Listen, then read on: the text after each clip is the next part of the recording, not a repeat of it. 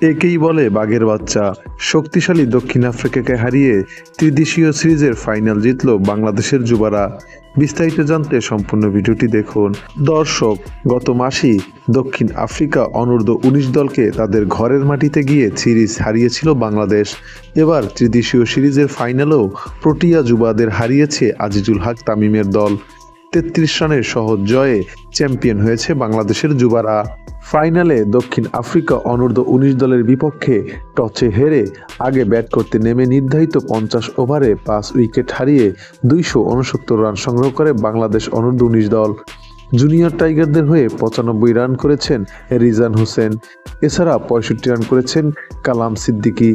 জবাবে খেলতে নেমে দক্ষিণ আফ্রিকা অনূর্ধ্ব-19 দল 48.4 ওভারে 236 রানে অল আউট হয়ে যায় প্রোটিয়ারা।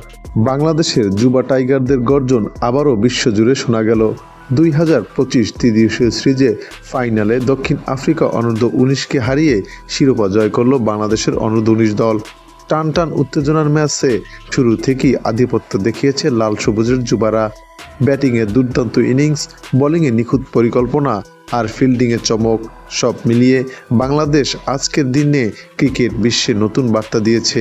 দক্ষিণ আফ্রিকার মতো শক্তিশালী দলকে হারিয়ে এই জয় শুধু একটি ট্রফি নয়, বরং ভবিষ্যতের জন্য আত্মবিশ্বাসের বড় পুঁজি। বাংলাদেশের এমন নিখুঁত পারফরম্যান্সে দক্ষিণ আফ্রিকার কোচ বলেই ফেললেন, বাংলাদেশ আমাদের চেয়ে অনেক ভালো খেলেছে, ধন্যবাদ তাদেরকে।